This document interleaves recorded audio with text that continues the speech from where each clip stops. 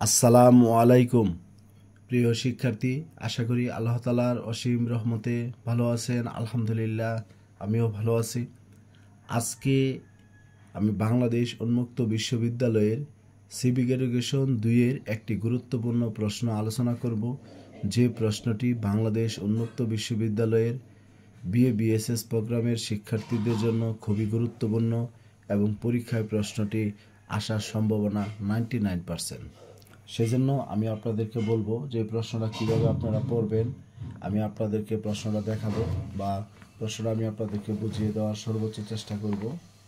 আপনাদের যাদের কাছে সিভিক এডুকেশন 2 বইটি রয়েছে, আপনারা 45 পেজে যাবেন। বইয়ের 45 পেজে গেলে সেখানে আমাদের যে অংশটা আমরা দেখতে পাবো যে ইতিহাসের বিবর্তন ধারায় কিভাবে বাংলাদেশ নামের উৎপত্তি হয়েছে আলোচনা করুন। ইতিহাসের বিবর্তন ধারায় কিভাবে বাংলাদেশ নামের উৎপত্তি হয়েছে আলোচনা করুন। এই প্রশ্নটা খুবই গুরুত্বপূর্ণ এবং এটা বোঝার আছে, আমি আপনাদেরকে চেষ্টা করব বুঝিয়ে দেওয়ার জন্য। ইতিহাসের বিবর্তন ধারায় কিভাবে বাংলাদেশ নামের উৎপত্তি হয়েছে আলোচনা করুন, এই প্রশ্নটা। এবার আমরা প্রশ্নের যে আলোচনা সেটাই আমরা যাব। এখানে ইতিহাসের বিবর্তন দ্বারায় কিভাবে বাংলাদেশ নামের উৎপত্তি হয়েছে, যেমন ধরেন আজকে আমরা যাকে বাংলাদেশ বলতেছি, এটা এক সময় বাংলাদেশ নামে ছিল না। এক এক সময় এটা এক এক নামে পরিচিত ছিল। যেমন ধরেন আমি আপনাদেরকে বলি, কারণ এক এক সময় এক এক নামে পরিচিত ছিল। যেমন এটা কখনো ছিল, যেমন আজকে বাংলাদেশ, তার আগে ছিল এটা পূর্ব পাকিস্তান, তার আগে ছিল এটা পূর্ববঙ্গ। দেখেন আজকে আমরা যাকে বাংলাদেশ বলতেছি, এটার সাবেক নাম হলো পূর্ব পাকিস্তান, তার সাবেক নাম হলো পূর্ববঙ্গ। তাহলে দেখেন, তাহলে এই যে পূর্ববঙ্গ, তারপর হলো আপনার পূর্ব পাকিস্তান, তারপর হলো বাংলাদেশ। তাহলে এই যে ধারাবাহিকতাগুলো, এটা কিন্তু 3টা সাবেক নাম আমি আপনাকে বলেছি। তাহলে পূর্ববঙ্গের আগেও এটা নাম আছে। তাহলে সেই নামগুলো কি, সেগুলো আমরা আজকে এখানে আলোচনা করব। তাহলে আপনাদের যদি কেউ জিজ্ঞাসা করে বাংলাদেশের সাবেক নাম কি, প্রথমে আপনি বলবেন পূর্ব পাকিস্তান, তার সাবেক নাম কি পূর্ববঙ্গ।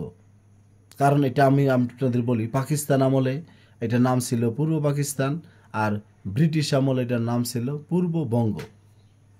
দেখেন এখানে আমাদের যে কথাগুলো বলতে চাচ্ছি আমি আপনাদের, বঙ্গ, বাঙ্গালা, বাংলাদেশ, বঙ্গ, বাঙ্গালা, বাংলাদেশ। কিভাবে বঙ্গ থেকে বাংলাদেশ নামের উৎপত্তি হয়েছে এই বিষয়টা এখানে তুলে ধরা হবে। যেমন দেখেন, বঙ্গ, বাঙ্গালা, বাংলাদেশ, বঙ্গ থেকে বাঙ্গালা, বাঙ্গালা থেকে বাংলাদেশ, কিভাবে নামটি এসেছে এটা আমি আপনাদের বলবো। এখন আসলে এখানে অনেকগুলো আমাদের যারা আপনার বিভিন্ন ধরনের গ্রন্থ লিখেছেন, ওনাদের তথ্য উপাত্ত বিশ্লেষণ করে আমাদেরকে সিদ্ধান্ত নিতে হবে। প্রথমে আমরা দেখতে পাচ্ছি যে প্রাচীনকালে এদেশের নাম বাংলা বা বাংলাদেশ ছিল না। প্রাচীনকালে আমাদের এই ভূখণ্ডকে কেউ বাংলা বা বাংলাদেশ বলতো না। বিভিন্ন পরিবর্তনের পথ ধরেই এ দেশের নাম বাংলা বা বাংলাদেশ হয়েছে। ধাপে ধাপে পরিবর্তন হয়ে, যেমন প্রথমে বাংলা, পরে বাঙ্গালা, পরে বাংলাদেশ, মানে এক এক সময় এক এক নামে ডাকা হতো। আস্তে আস্তে আস্তে পরিবর্তন হয়ে আমাদের এই বাংলাদেশ নাম হয়েছে। বিভিন্ন অঞ্চলে বিভিন্ন ধর্মের মানুষেরা এক এক সময় এ দেশের শাসন করেছে, এরই সঙ্গে দেশটির নামেরও পরিবর্তন এসেছে। এটা বাস্তবতা। যেমন ধরেন আপনার এক এক শাসক এক এক সময় এই ভূখণ্ড শাসন করেছে, শাসন করার সময় নামেরও ওনারা পরিবর্তন করে ফেলেছে। সেই জন্য আমরা দেখতে পাচ্ছি যে বিভিন্ন অঞ্চলের বিভিন্ন ধর্মের মানুষেরা, কখনো এটা আপনার আফগানিস্তানের মুসলমানেরা শাসন করেছে, কখন এটা হলো আপনার ইরাকের মুসলমানেরা শাসন করেছে, কখন ইরানের মুসলমানেরা শাসন করেছে। এই জন্য আপনার দেখা গেছে যে এক এক সময় এক এক নামে এটাকে ডাকা হতো। এই জন্য বলছে যে এর সঙ্গে দেশটির নামেও এসেছে বিভিন্ন পরিবর্তন। এ দেশটি অনেকগুলো ক্ষুদ্র ক্ষুদ্র অঞ্চলে বিভক্ত ছিল। যেমন অনেকগুলো ক্ষুদ্র ক্ষুদ্র অঞ্চলে বিভক্ত ছিল। যেমন আজকে আমাদের এখানে আমরা বাংলাদেশে আমাদের 8টা বিভাগ বলি, যে ঢাকা বিভাগ, তারপরে বলি যে আমরা এখানে ময়মনসিংহ বিভাগ, পরে বলি সিলেট বিভাগ, এপাশে বলি চট্টগ্রাম বিভাগ, পরে বরিশাল বিভাগ, তারপরে এই পাশে আমাদের এখানে খুলনা বিভাগ, এখানে রাজশাহী বিভাগ, এই পাশে হলো রংপুর বিভাগ। তাহলে আমাদের এইভাবে আমরা যেমন আজকে 8টা বিভাগে আমরা আমাদের বাংলাদেশকে চিনি, তো তেমনইভাবে প্রাচীনকালে এই দেশটি অনেকগুলো অঞ্চলে বিভক্ত করা হতো বা বিভক্ত ছিল। সেগুলোকে জনপদ বলা হয়। জনপদগুলো হলো সমতট, গৌর, বঙ্গ, বরেন্দ্র, পুণ্ড, হরিকেল, এরকম প্রায় 16টি জনপদের নাম উল্লেখ করা হয়েছে বা জানা যায়। সব জনপদকে রাষ্ট্র বা রাজ্য হিসাবে চিহ্নিত করা হইতো, আর এক এক রাজ্যের একক শাসক তাদের মতো করে দেশটা মানে রাজ্যগুলো শাসন করত। অঞ্চলগুলো অনেকটা প্রাচীন গ্রিক নগররাষ্ট্রের মতো। প্রাচীন গ্রিসে যেমন নগররাষ্ট্র ছিল, এক একটা শহরকে এক একটা নগর রাষ্ট্র, প্রত্যেকটা শহরকে এক একটা নগর রাষ্ট্র হিসাবে মনে করা হতো। তেমনইভাবে আমাদের এই বঙ্গ জনপদ, তারপর হরিকেল জনপদ, তারপর সমতট, গৌর, পুণ্ড, বরেন্দ্র, এ প্রত্যেকটা জনপদকে আলাদা আলাদাভাবে শাসকেরা শাসন করত। আমি আর ব্যাখ্যায় আমি আপনাদের যাব, কোনটা বঙ্গ কোনটা গৌর এগুলো বলবো, কিন্তু এখানে এই অংশটা যদি আরেকবার আমরা যদি একটু বলি, দেখেন প্রাচীনকালে এদেশের নাম বাংলা বা বাংলাদেশ ছিল না। বিভিন্ন পরিবর্তনের পথ ধরে এদেশের নাম বাংলা বা বাংলাদেশ হয়েছে। বিভিন্ন অঞ্চলের বিভিন্ন ধর্মের মানুষেরা এক এক সময় এদেশ শাসন করেছে। এরই সঙ্গে দেশটির নামে এসেছে বিভিন্ন পরিবর্তন, কারণ এক এক শাসক এক এক সময় শাসন করেছে। শাসকেরা নিজেদের পছন্দ মতো নাম দিয়ে এটাকে শাসন করতে তারা স্বাচ্ছন্দ্য বোধ করত। দেখেন এ দেশটির অনেকগুলো ক্ষুদ্র ক্ষুদ্র অঞ্চলে বিভক্ত ছিল। বাংলার এই অঞ্চলগুলোকে বলা হতো জনপদ, মানে সমষ্টিগত নাম হতো জনপদ। কিন্তু সেই জনপদগুলো আবার কি, যেমন এখানে হলো বঙ্গ জনপদ, গৌর জনপদ, হরিকেল জনপদ, সমতট জনপদ, এরকমভাবে আপনার প্রায় 16টি জনপদের কথা জানা যায়। এসব জনপদকে রাষ্ট্র বা রাজ্য হিসাবে চিহ্নিত করা হয়, আর এসব রাজ্যের শাসকেরা স্বাধীনভাবে এসব রাজ্যগুলো তারা শাসন করত। এই অঞ্চলগুলো অনেকটা ছিল প্রাচীন গ্রিক নগর রাষ্ট্রের মতো। আশা করি এই অংশটা আপনারা বুঝতে পেরেছেন। এবার আমি আপনাদেরকে বলবো, বাংলাদেশের পূর্ব ও দক্ষিণ পূর্ব দিকে বঙ্গ নামে একটা জনপদ পাওয়া যায়। বাংলাদেশের এটা ধরেন আমরা বলছি যে আমাদের দেশ, এটা আমাদের বাংলাদেশের যদি আমরা ছোট্টখাটো একটা মানচিত্র আমি আপনাদেরকে এইভাবে দেখাই, এটা বাংলাদেশের এই মানচিত্রের, এটা হলো আমাদের উত্তর দিক, এটা হলো দক্ষিণ দিক, এই পাশে পশ্চিম দিক, আর এই পাশে পূর্ব দিক।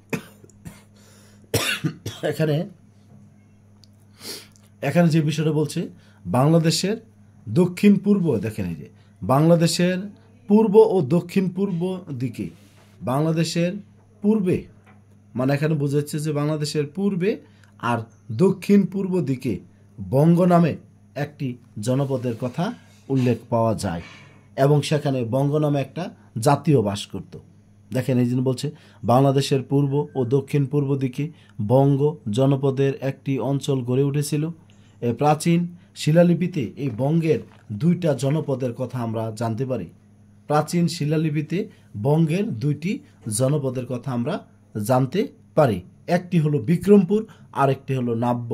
একটি কি বলেছি বলেন, বিক্রমপুর, আজকের যে আমাদের মুন্সিগঞ্জ জেলা, সেটা ছিল প্রাচীন কালে আপনার এই বঙ্গ জনপদের বিক্রমপুর। আরেকটি হলো নাব্য। নাব্য বলতে ঢাকা, ফরিদপুর, তারপরে হলো আপনার বাকেরগঞ্জ অর্থাৎ বরিশালের যে নিম্ন অঞ্চলগুলো যেগুলো বন্যায় প্লাবিত হয়, সেই অঞ্চলগুলোকে আপনার নাব্য বলে উল্লেখ করা হয়েছে। সেজন্য আমরা বলছি প্রাচীনকালে এই বঙ্গ জনপদের 2টি অঞ্চলের নাম উল্লেখ পাওয়া যায়। একটি হলো বিক্রমপুর, অন্যটি হলো নাব্য। বিশেষ করে ঢাকা, ফরিদপুর, বাকেরগঞ্জ এই নিম্ন এলাকাগুলো আপনার হলো নাব্য অঞ্চলের অন্তর্ভুক্ত ছিল। দেখেন এখানে আমি আপনাদেরকে বলি, স্পষ্ট উল্লেখ রয়েছে প্রাচীন শিলালিপিতে বঙ্গ জনপদের জনপদ হিসাবে 2টি অঞ্চলের নাম পাওয়া যায়, একটি বিক্রমপুর আর অন্যটি নাব্য। বরিশাল, পটুয়াখালী, ফরিদপুরের এই 3 এলাকার নাব্য অঞ্চলের অন্তর্ভুক্ত ছিল। নাব্য বলতে যেগুলো বন্যা মানে পানি চলে আসে, আবার প্লাবিত হয়, আবার কিছুক্ষণ পরে পানি নেমে যায়, সেই এলাকাগুলোকে নাব্য অঞ্চল হিসাবে অন্তর্ভুক্ত করা হয়। বঙ্গ জনপদের বহু কাল ধরেই স্বাধীন ছিল। এই জনপদটি খুব শক্তিশালী অঞ্চল হিসাবে উল্লেখ করা হয়। সেন রাজাদের তাম্রলিপিতে দেখা যায় ঢাকা, ফরিদপুর ও বাকেরগঞ্জ এই বঙ্গ অন্তর্ভুক্ত ছিল।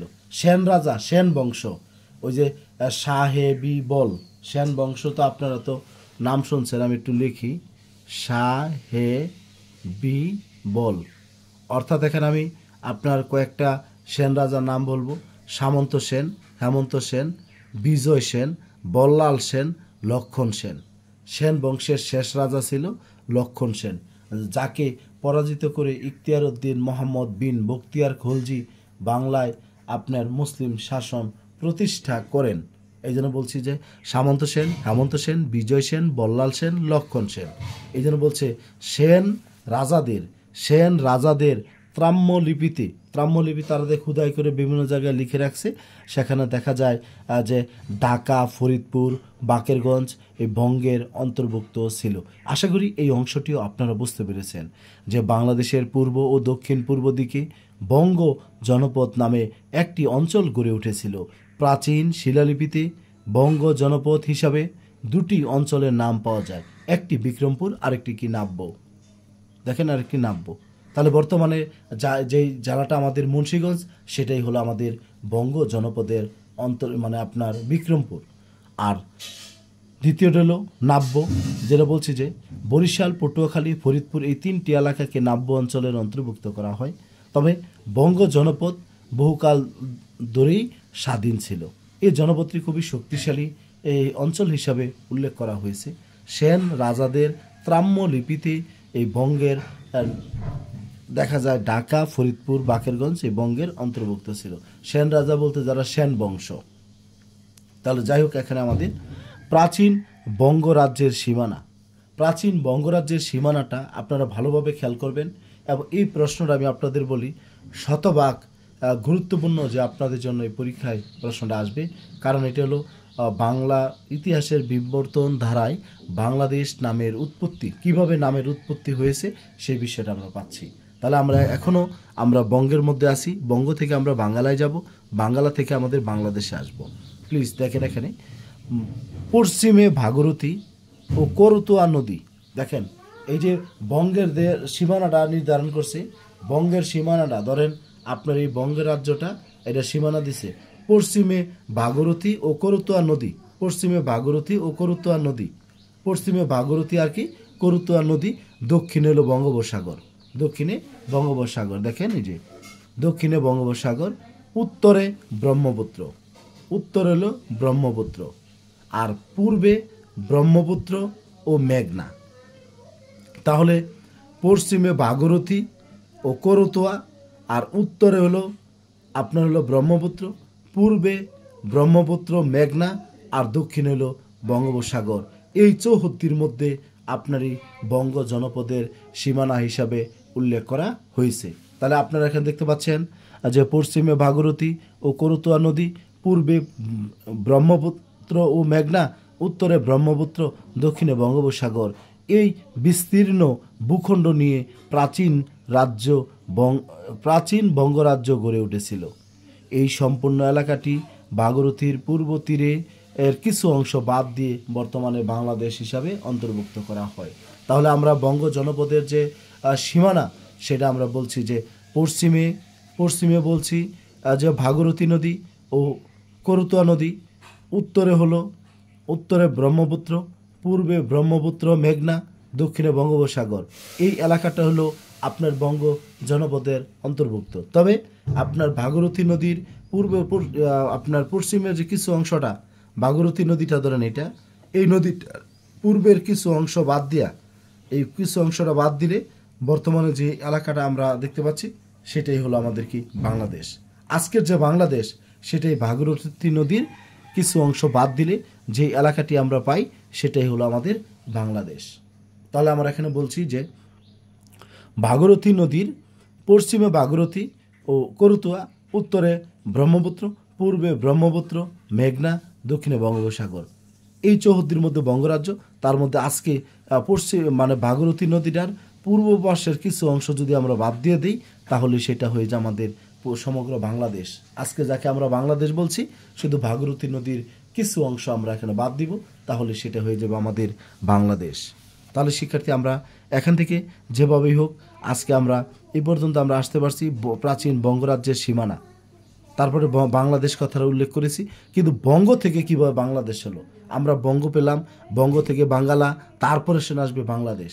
এবার আমি আপনাদের বলি কয়েকটা গ্রন্থের নাম এখানে বলবো, আপনারা ভালোভাবে খেয়াল করবেন। ঐত্তরের আরণ্যক গ্রন্থ, ঐত্তরেয় একজন লেখক, তার এটা অরণ্যক লেখা, এই বইটার নাম হলো আরণ্যক। কারণ হলো আমি এটা বিভিন্ন ইতিহাসের বিভিন্ন বইয়ের মধ্যে এটা পেয়েছি ঐত্তরের আরণ্যক গ্রন্থে।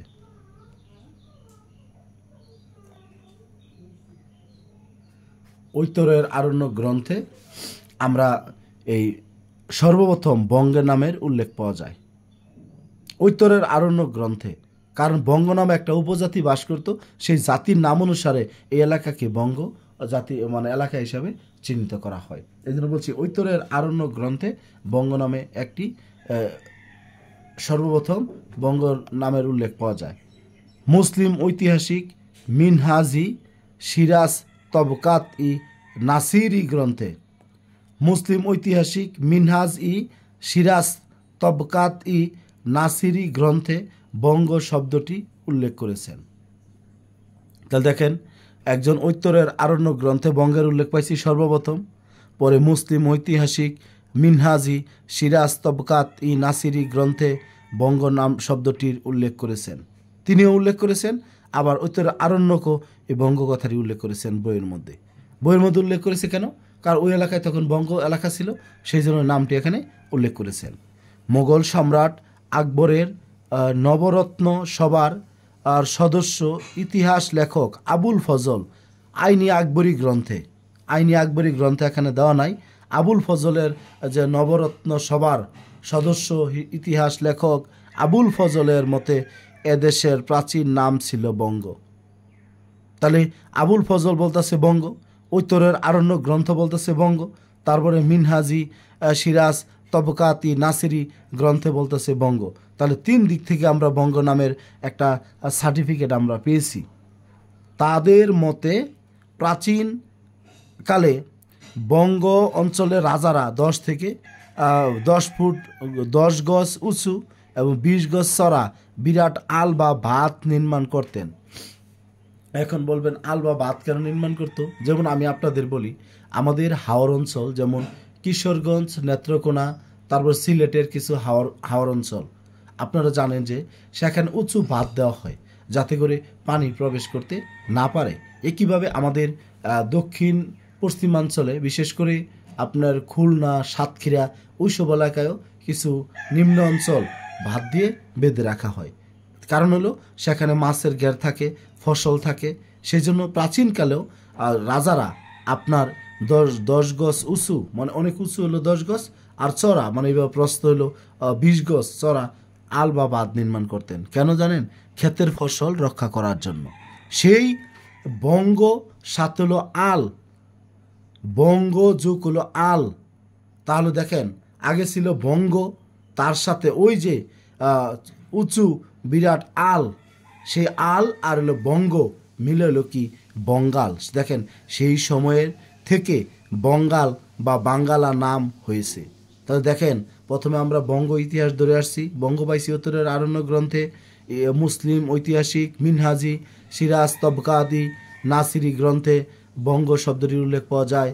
মোগল সম্রাট আকবরের নবরত্ন সভার সদস্য ইতিহাস লেখক আবুল ফজলের মতে এদেশের প্রাচীন নাম ছিল বঙ্গ। তার মতে প্রাচীনকালে বঙ্গ অঞ্চলের রাজারা 10 গজ উঁচু 20 গজ চড়া বিরাট আল বা বাঁধ নির্মাণ করতেন। সেই সময় থেকে বঙ্গাল বা বাঙ্গালা নামের করা হয়েছে। তাহলে মধ্যযুগে যখন দেশটি মুসলমান শাসকদের অধিকারে আসে তখন দেশটির নাম করা হয় বাংলা। কারণ ওই যে আমরা বলছি বাংলার সুবাদার ইসলাম খান, তখন কিন্তু বলে না যে বাঙ্গালার সুবাদার, বাংলার সুবাদার ইসলাম খান, এরকম আমরা বলছি যে মধ্যযুগে যখন মুসলমানরা দেশটা শাসন করছে তখন তারা নাম দিয়েছে কি বাংলা। দেখেন, মুসলিম শাসক ইতিহাস লেখকগণ বঙ্গ বা বাংলা বলতে দক্ষিণ পূর্ব বাংলাকে বুঝাইত। দক্ষিণ পূর্ব যে বাংলা, পশ্চিমবঙ্গ বাদ দিয়া, আজকের পশ্চিমবঙ্গ বাদ দিয়া পূর্ব বঙ্গ যেটা সেটাকে বাংলা বোঝাতো। দেখেন এখানে লেখা আছে সুলতান শামসুদ্দিন ইলিয়াস শাহ প্রথম সমগ্র বাংলাকে নিজের অধিকারে আনেন। এই ইতিহাস লেখকগণ তাকে শাহী বাঙ্গালা এবং এই সুলতানকে বাঙ্গালা রূপে অভিহিত করেন। লেখকগণ তাকে শাহী বাঙ্গালা এবং সুলতানি বাঙ্গালা রূপে অভিহিত করেন। তাহলে দেখেন আগে ছিল বাংলা, পরে সেই বাংলা থেকে ইলিয়াস শাহ, শামসুদ্দিন ইলিয়াস শাহ এটাকে বাঙ্গালা রূপে অভিহিত করেন। এ সময় পুরো দেশটি বাঙ্গালা নামে পরিচিত হয় এবং এর অধিবাসীদের বাঙালি বলা হতো। তাহলে সুলতান শামসুদ্দিন ইলিয়াস শাহ এই বাংলাকে বাঙ্গালা নামকরণ করেন এবং ওই সময় এদেশের অধিবাসীদের বাঙালি বলা হতো। তাহলে আমরা দেখেন অনেকটুকু আমরা এগিয়ে আসছি যে বাঙালি পর্যন্ত আমরা বলতে পেরেছি। একথা সত্য যে মুসলিম আমলে বঙ্গ ও বাংলার অংশ বিশেষের নাম ছিল। বঙ্গ এক অংশ, বাঙ্গাল হলো আরেক অংশ, অংশ বিশেষের নাম ছিল। বাংলার মানে অংশ বিশেষ বলতে এক এক এলাকার নাম ছিল, সমগ্রটার না। এই যে আমি আপনাদের যে বলছি যে পশ্চিমে ভাগীরথী করতে পুরা মানে আপনার এতটুকুর নাম না, বিশেষ অংশ বিশেষের নাম ছিল, যেটা বাংলা এটা ছিল হলো বঙ্গ, এক একটা মানে আপনার বিশেষ অংশ বিশেষ নাম। বাংলার পূর্ণরূপ বাঙ্গালা নামের মুসলমানদের দেওয়া। বাংলার পূর্ব রূপ বাঙ্গালা নাম মুসলমানদের দেওয়া। কারণ আজকে যে আমরা বাংলা বলি এটার পূর্ব নাম ছিল কি বাঙ্গালা। মুসলমানরাই প্রথম থেকে সমগ্র বঙ্গকে মুলুকি বাঙ্গালা বলতো। চতুর্দশ শতাব্দী হতে বাঙ্গালা শব্দটি বিভিন্ন সমসাময়িক মুসলিম গ্রন্থে ব্যবহৃত হচ্ছে। যেমন তারিকি ফিরুজ শাহী গ্রন্থে কথাটি উল্লেখ করা যায়। তারিকি ফিরুজ শাহী গ্রন্থে এই বাঙ্গালার নামের বিভিন্ন সমসাময়িক মুসলিম গ্রন্থে ব্যবহৃত হয়েছে। বিভিন্ন মুসলমানদের বইয়ের মধ্যে এই নামটির উল্লেখ পাওয়া গেছে। তারই প্রমাণ তারিকি ফিরুজ শাহী গ্রন্থে কথাটি উল্লেখ পাওয়া যায়। পরে হিন্দুরা এদেশের নাম ব্যবহার করেন, হিন্দুরাও দেশের এই নাম ব্যবহার করেন। পর্তুগিজরা যখন এদেশে আসেন, ওই যে পর্তুগালের নাবিক ভাস্কো দা গামা 1498 সালে আপনার কলকাতার কালিকট সমুদ্র বন্দরে ইউরোপ থেকে যে যাত্রা শুরু করেন, তখন এদের বাঙ্গালা নাম গ্রহণ করে কি বেঙ্গল বা বাঙ্গালা। পর্তুগিজরা এদেশে আসেন তখন বাঙ্গালা নাম গ্রহণ করেন বেঙ্গল, বাঙ্গালা নামের বেঙ্গল। দেখেন বেঙ্গল, এরপরে এই বেঙ্গল থেকে আমরা ধারাবাহিকভাবে আমাদের যে মূল আলোচনার বিষয় না প্রথম নাম উল্লেখ পাওয়া যায় ইবনে বতুতার ভ্রমণ বৃত্তান্তে। পরবর্তীতে লেখক সিরাজউদ্দিন বাররানি তাবিকি ফিরুজ শাহী গ্রন্থে বাঙ্গালা নামের উল্লেখ করেছেন। ফিরুজ শাহী গ্রন্থ কি ওই যে শামসুদ্দিন ফিরুজ শাহ হলো একজন শাসক, ফিরুজ শাহকে নিয়ে যখন জীবনী লিখেছেন সেটাকে ফিরুজ শাহী গ্রন্থ, কারণ হলো আইনি আকবরী গ্রন্থ, আকবরের জীবন বৃত্তান্ত। তাহলে ফিরুজ শাহী গ্রন্থ বাঙ্গালা নামের উল্লেখ করেছেন। এটা কে করেছেন? জিয়াউদ্দিন বাররানি। 14 শতকের মাঝামাঝি সময়ে বঙ্গ বাঙ্গালায় রূপান্তরিত হয়। বঙ্গ থেকে এখন বাঙ্গালা হয়ে গেছে 14 শতকের মাঝামাঝি। 14 শতক বলতে 1350-এর পরে, 1350 সালের পরে আপনার এটা বাঙ্গালা নামে রূপান্তরিত হয়। 1757 খ্রিস্টাব্দে ইংরেজরা ভারতে ক্ষমতা দখল করে নেয়। এর সময় বাংলা ভাষাভাষী আমাদের দেশটির ইংরেজদের অধিকারে চলে আসে। ব্রিটিশরা এ প্রদেশের একটি প্রদেশে পরিণত করে। ব্রিটিশরা তখন ইংরেজি ভাষার এই প্রদেশের নাম বলতো বেঙ্গল। ব্রিটিশরা বলতো এটা বেঙ্গল প্রদেশ, বেঙ্গল। আজকে বাংলাদেশ ও ভারতের পশ্চিমবঙ্গ এই দুইটা মিলে হইল বেঙ্গল প্রেসিডেন্সি বা বঙ্গপ্রদেশের অন্তর্ভুক্ত ছিল। আজকে যে বাংলাদেশ আর ভারতের পশ্চিমবঙ্গ এই দুইটা মিলে ছিল বেঙ্গল। দেখেন বলছে যে আজকের বাংলাদেশ ও ভারতের পশ্চিম বাংলার অধিকাংশ এলাকা মিলে পুরো অঞ্চলটি বলা হতো বাংলা। 1905 সালে যখন লর্ড কার্জন বঙ্গভঙ্গ করেন, যখন দুইটা ভাগে বিভক্ত করেন, একটি হলো পূর্ববঙ্গ আরেকটি হলো পশ্চিমবঙ্গ। দেখেন ব্রিটিশ আমলে এটা পূর্ববঙ্গ ছিল আর একটা পশ্চিমবঙ্গ। হিন্দুদের প্রচণ্ড বিরোধিতা আন্দোলনের মুখে যখন বঙ্গভঙ্গ করে তখন মানে পূর্ববঙ্গে মুসলমানের সংখ্যা বেশি ছিল, পশ্চিমবঙ্গে হিন্দুদের সংখ্যা বেশি ছিল। পশ্চিমবঙ্গে হিন্দুরা মুসলমানের উপর অত্যাচার করত, তখন পূর্ববঙ্গে মুসলমানরা হিন্দুদের উপর অত্যাচার করত, যেটাকে আমরা বলি যে সাম্প্রদায়িক দাঙ্গা সংগঠিত হয়েছিল। সেই জন্য পরে বলছে যে হিন্দুদের প্রচণ্ড বিরোধিতা আন্দোলনের মুখে 1911 সালে সেটা বঙ্গভঙ্গ রদ হয়। আর উপনিবেশিক শাসক শোষণ বিরোধী ও ভারতীয় আন্দোলনের ফলে 1947 সালে ভারত পাকিস্তান দুটি রাষ্ট্রের জন্ম হয়। 1947-এর 14 আগস্ট পাকিস্তান, 1947-এর 15 আগস্ট পাকিস্তান রাষ্ট্রের জন্ম হয়, ভারত রাষ্ট্রের জন্ম হয়। 1947-এর 14 আগস্ট পাকিস্তান, 1947-এর 15 আগস্ট পাকিস্তান। এরপর থেকে আমরা পাকিস্তান আমলে 47 থেকে 71 সাল পর্যন্ত এটা পাকিস্তান আমল, তখন এটাকে আমাদের বলা হতো পূর্ব পাকিস্তান। বাকি ইতিহাস আপনাদের সকলেরই জানা। দেখেন, ইতিহাসের এক চমকপ্রদ ঘটনা হলো পূর্ব বাংলার সংখ্যাগরিষ্ঠ মানুষ পাকিস্তান প্রতিষ্ঠার আন্দোলনের বিপুল উৎসাহ উদ্দীপনা দেখিয়েছিল, কিন্তু মাত্র 24 বছরের ব্যবধানে বাংলার সংগ্রামী মানুষ পাকিস্তানি শাসনের পতন ঘটায়। 1971-এর 26শে মার্চ পূর্ব পাকিস্তানকে সংগ্রামী মানুষ ঝাঁপিয়ে পড়ে এক মরণপণ মুক্তিযুদ্ধে। বাঙালি জাতীয়তাবাদের চূড়ান্ত বিকাশের মধ্য দিয়ে বাঙালিরা দেশটির নাম দেয় বাংলাদেশ। এটা 1969 সালে শেখ মুজিবুর রহমান 5ই ডিসেম্বর আপনার এই পূর্ব পাকিস্তানের নাম পরিবর্তন করে বলে এই নাম হবে বাংলাদেশ। 1969 সালের 5ই ডিসেম্বর হোসেন শহীদ সরওয়ার্দীর মৃত্যুবার্ষিকীতে তিনি এই নামটি দেন, যে আজ থেকে বললাম যে পূর্ব পাকিস্তানের নাম হবে যে বাংলাদেশ। পাকিস্তানের এই পরিণতি ছিল অবশ্যভাবী। আমি আপনাদের বলি, পাকিস্তানের সাথে আমাদের একমাত্র ধর্মের মিল ছিল, আর অন্য কোনো মিল ছিল না। একমাত্র ধর্মের উপর ভিত্তি করে তারা আমাদেরকে এক অসম রাষ্ট্র পরিণত করে 1300 মাইল দূরে আপনার এক ভূখণ্ড তৈরি করে। পোশাক, খাওয়া দাওয়া মানে কোনো মিল ছিল না, সংস্কৃতিতে কোনো মিল ছিল না, শুধু তারা মুসলমান, আমরা মুসলমান। এই এক মুসলমানের মিল থাকার কারণে একটি অসম রাষ্ট্রের তৈরি হয়। যাই হোক, এখানে আজকে দীর্ঘক্ষণ আলোচনা করেছি। আমি আশাবাদী যে আমার সকল শিক্ষার্থী বিষয়টি ভালোভাবে বুঝতে পেরেছেন। তবে আপনাদের গঠনমূলক পরামর্শ আপনারা আমাকে জানাবেন। আর আমি বিনীতভাবে অনুরোধ করব, যারা আমার চ্যানেলে নতুন, চ্যানেলটি সাবস্ক্রাইব করবেন, ফেসবুক পেজটি ফলো দিবেন, আর আপনারা লাইক, শেয়ার, কমেন্ট করে আমার অন্যান্য শিক্ষার্থীদেরকে এই ভিডিওটি দেখা বা কথাগুলো শোনার সুযোগ করে দিবেন, এই প্রত্যাশা ব্যক্ত করে আজকের মতো এখানে লিভ নিচ্ছি। ভালো থাকবেন সবাই। আসসালামু আলাইকুম।